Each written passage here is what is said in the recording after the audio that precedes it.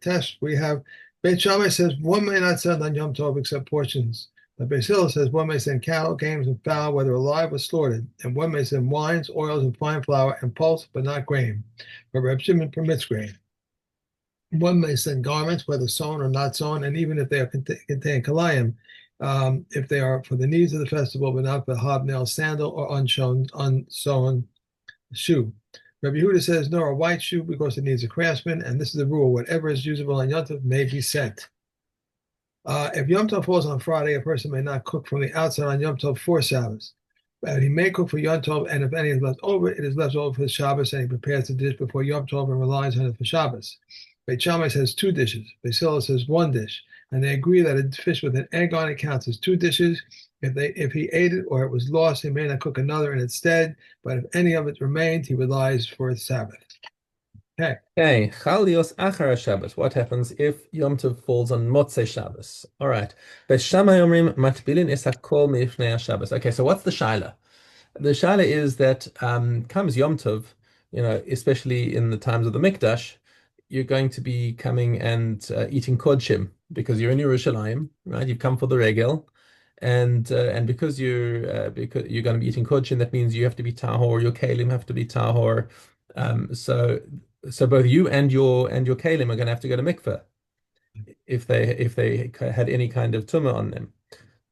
So Beis Shammai says matbilin is hakol milifnei Shabbos. Everything has to go to mikveh before Shabbos, whether you personally or your kalim. You can't tovel everything. You can't tovel anything on Shabbos, anything or anyone. Beis Hillel omrim kalim milifnei Shabbos va'adam b'Shabbos.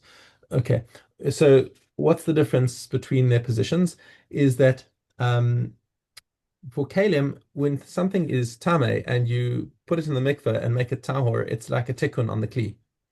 But a person is not a there's no tikkun kli on the person as far as Beis Hillel is concerned. Although Beis Shammai I think is machmir on this because they're worried that you're going to come to tovel kalim. If you tovel a person, you're going to come to tovel kalim.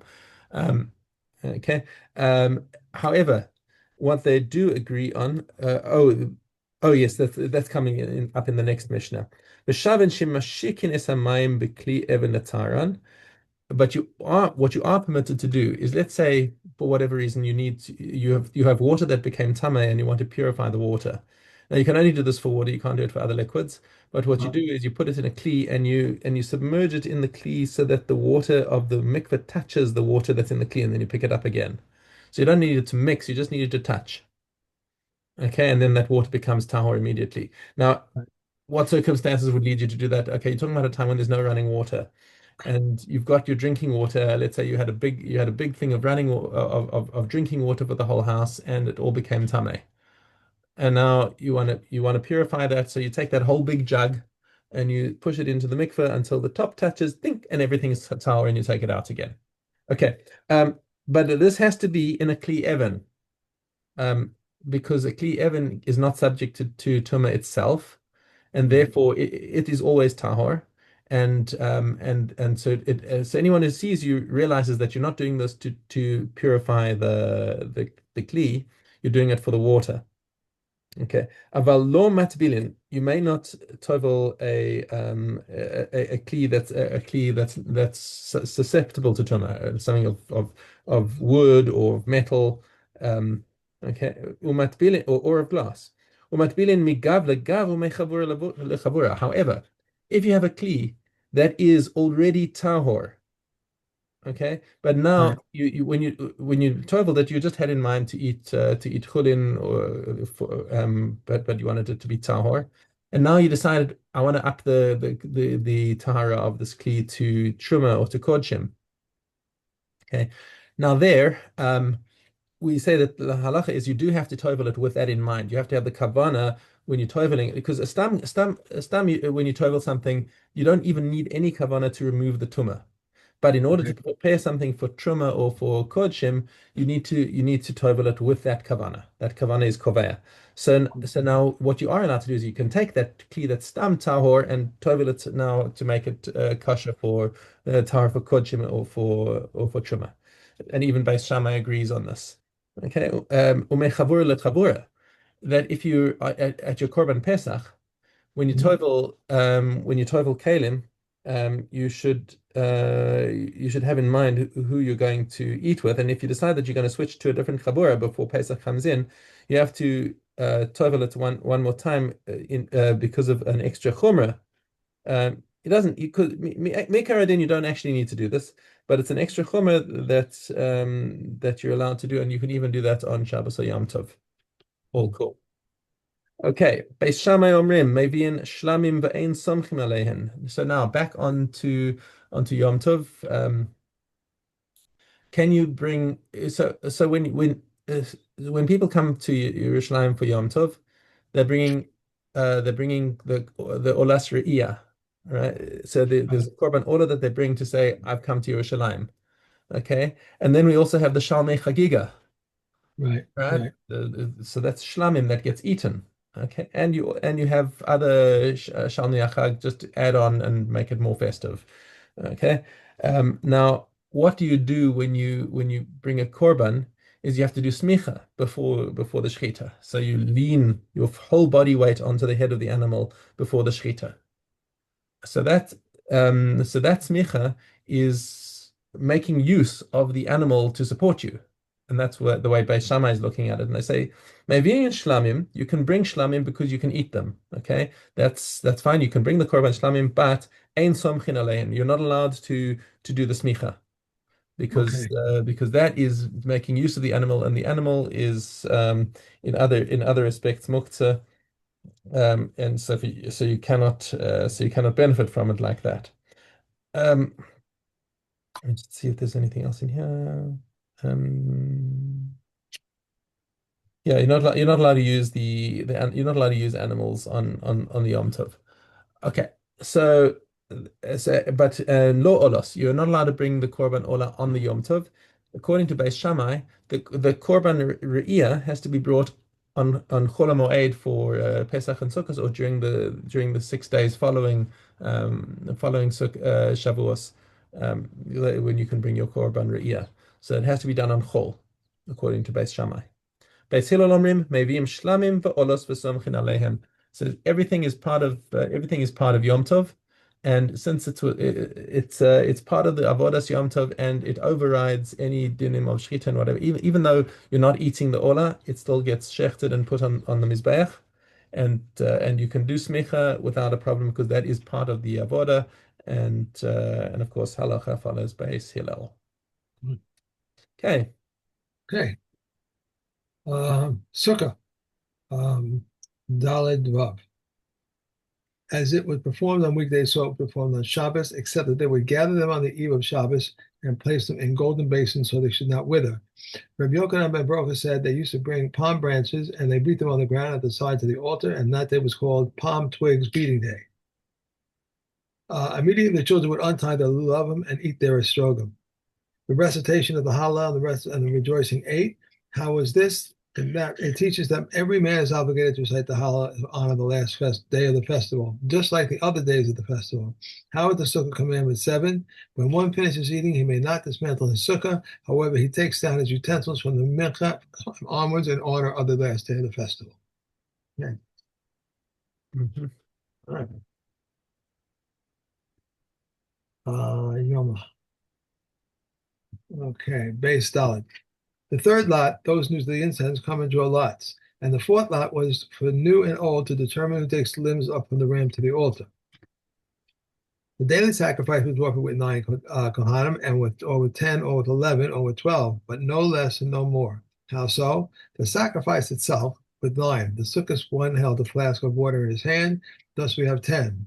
In the afternoon with 11, the sacrifice itself with 9, plus 2 who held 2 logs in their hands. On Shabbos with 11, the sacrifice itself with 9, plus 2 who held the 2 spoons of frankincense and the palm bread in their hands. On the Sabbath, during Sukkot, one held a flask of water in his hand. A ram was offered with 11, the meat with 5, the intestines, the fine flour, and the wine with 2 each. Okay. And we have Shabbos. Okay. Shabbos base Gimel. Base Yeah. Gimel. We may not soak asafida in warm water, but one may put it into vinegar. We may not soak vetches nor rub them, but one may put them into a new sieve or into a basket. We may not sift straw with a sieve, nor put it on a high place so that the chaff will drop, but one may take it up in a sieve and pour it into the feeding trough. We may sweep out the feeding trough from before a stall ox, and we may move it to the side because the excretum. These are the words of Reb Dosa, but the sages prohibit it. We may take feed from before one animal and place it before another on Shabbos. Straw that is on the bed, one may not move it with his hand, but he may move it with his body, and if it was fodder for animals, or a pillow or a sheet was over it, he may move it with his hand. A householder's clothes press we may undo, but we may not press down. A launderer's press, however, one may not touch. And Rabbi Huda says if it was undone before Shabbos, one may undo it completely and remove it. Okay.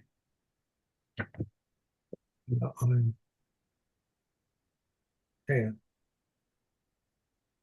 hey, olive hay. Right? Yeah, olive hay. Among trees, the zumat, the carob, the nuts, the almonds, made a mistake here. The olives, the vines, the pomegranates, the olives, and the palms are subject to payah. One always gives payah and it is exempt from the maishris until it is even, and one may give it as hefker and it is exempt from the maishris until it is even. And one may feed cattle and wild animals and birds and make it exempt from maishris until it is even. And he may take from the granary and may sow it and exempt from the maishris until it's even. So says Rabbi Akiva. If a priest and a Levite purchase the threshing floor, the maishris are theirs until it's even. If a person consecrates and redeems, he is liable for maishris until the treasure evens. And these form a division regarding the payah: the brook and the channel, the private way and the public way, and the public path and the private path that is permanent for the sunny season, for the rainy season, for the uncultivated and the plowed field, and another seed. And if a person reaps for fodder, he forms a division. So says Reb Meir, and the comments say he does not form a division unless he plowed. Okay. Midos. Midos. Well, Midos. Gimel Dalet. Both the stones of the altar and the stones of the ramp were quarried from the valley of Beis Karim. And they would dig beneath virgin soil and bring them whole stones which had not been touched by iron. For iron renders unfit simply by touching or by being kicked or nicked by anything. If one of the stones was nicked, it is unfit, but the rest of them are still fit. And they would reface the stones twice a year, one on Pesach, one on Sukkot. And the hekel was refinished once a year on Pesach. Rebbe said every Friday they would clean the altar with a wet cloth on account of the blood.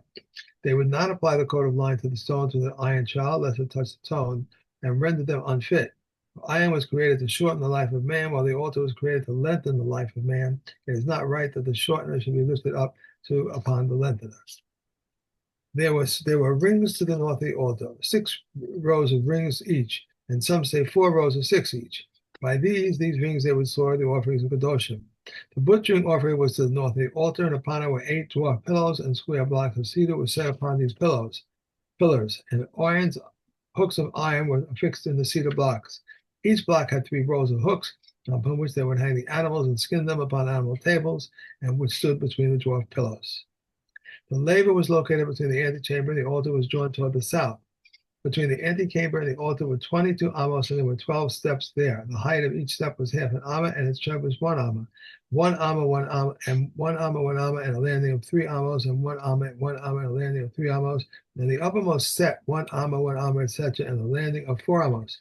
The Yehuda said the steps of the uppermost were set 1 amma, 1 amma, and a landing of 5. Okay. And see. Okay, Vav test.